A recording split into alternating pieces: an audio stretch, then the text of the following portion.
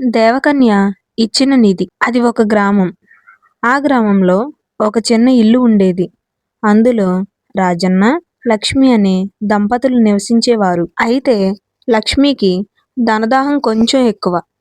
డబ్బు, నగల వ్యామోహం ఎక్కువ.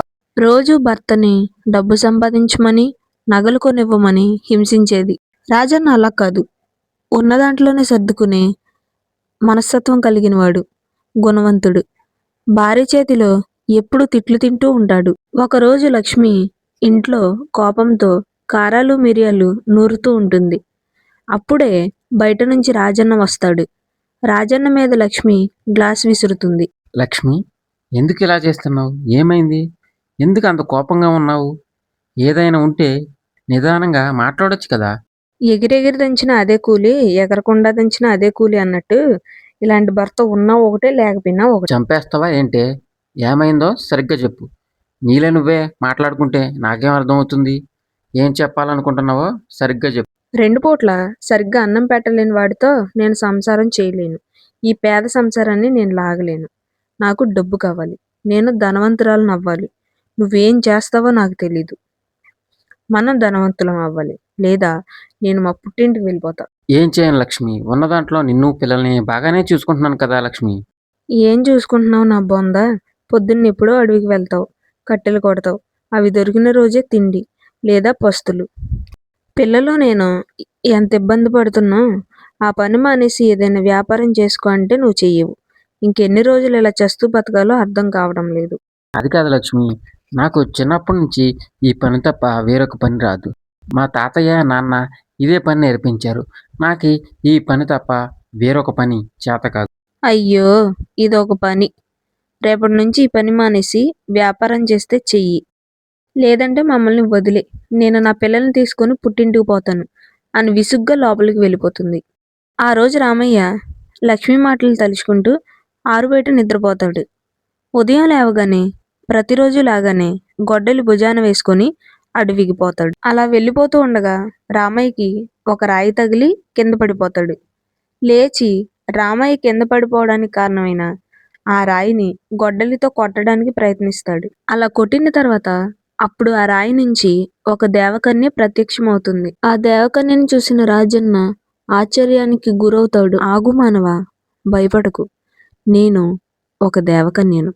ఒక ఋషి నన్ను నా పొగరు అణచడానికి కొన్ని సంవత్సరాల క్రితం శపించి ఈ రాయిలో బంధించాడు. ఆ రాయిని ఎవరు పగలగొట్టి నాకు విముక్తి కలిగిస్తారు అని ఇన్ని సంవత్సరాలుగా ఎదురు చూస్తున్నాను. ఇన్నాళ్ళ తర్వాత నీ వల్ల శాప విముక్తి కలిగింది. మీరెవరో నాకు తెలియదు. మీరు అన్నట్టే నా వల్లే మీకు శాప విముక్తి కలిగితే మీరు ఈ రోజు నుంచి సంతోషంగా జీవించండి. ధన్యవాదాలు మానవా. ఇందుకుగాను నీకు ఏమి వరం కావాలో కోరుకో. నేను దాన్ని నీకిస్తాను. నువ్వు నీ కుటుంబం సంతోషంగా జీవించవచ్చు. అమ్మా, నా భార్య నన్ను రోజు బాధిస్తుంది. ఈ కట్టెలు కొట్టడం తప్ప వేరొక పని తెలీదు. నేను ఈ పని తప్ప వేరొక పని చేయలేను. కానీ ఈ సంపాదన నా కుటుంబాన్ని పోషించడానికి ఏమాత్రం సరిపోవడం లేదు. మానవా, నీ పరిస్థితి నాకు అర్థమైంది. నేను నీకు కొన్ని బంగారు నాణేలు ఇస్తాను. వాటిని అమ్ముకొని నువ్వు ఒక వ్యాపారం చేసుకో. దానితో నీవు నీ కుటుంబం సంతోషంగా జీవించండి అని రాజన్నకు బంగారు నాణెంతో కూడిన ఒక కుండని బహుమతిగా ఇస్తుంది. దాన్ని తీసుకొని రాజన్న చాలా సంతోషపడతాడు. నీవు నిస్వార్థంగా నీ కుటుంబంతో పాటు ఆకలితో ఉన్న వారిని ఆదుకుంటావో అప్పుడు నీ వ్యాపారం రెట్టింపు అవుతుంది. నీ ధనం రెట్టింపు అవుతుంది. అలాగే అమ్మా, నువ్వు నాకు ఇంత సహాయం చేసావు. నీ మాట ప్రకారమే నాకున్న దాంట్లో నలుగురికి సహాయం చేస్తాను. నా కుటుంబంతో పాటు ఇంకో నలుగురికి భోజనం పెడతాను అని చెప్పి ఆ రాజన్న ఆ నిధిని పట్టుకొని ఇంటికి జాగ్రత్తగా బయలుదేరతాడు. రాజన్న అక్కడి నుంచి సంతోషంగా ఆ నిధిని తీసుకువచ్చి తన భార్యకు చూపిస్తాడు. లక్ష్మి తన ఆశ తీర నగలు చేయించుకొని మంచి ఇల్లు కట్టుకుంటారు. రాజన్న చిన్నగా వ్యాపారం పెట్టుకుంటాడు. అనుకున్న దానికంటే ఎక్కువ లాభాలని చూస్తాడు. తనకు కావలసినవి, తన కుటుంబానికి కావలసినవి అన్నీ కొనుక్కుంటాడు.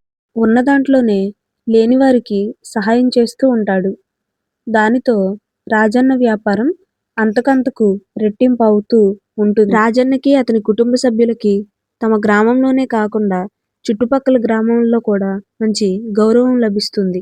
రాజన్న అదే గౌరవంతో భార్య పిల్లలతో సంతోషంగా జీవిస్తాడు. మరిన్ని వీడియోస్ కోసం మన ఛానల్ లైక్ చేసి సబ్స్క్రైబ్ చేసి పెట్టుకోండి.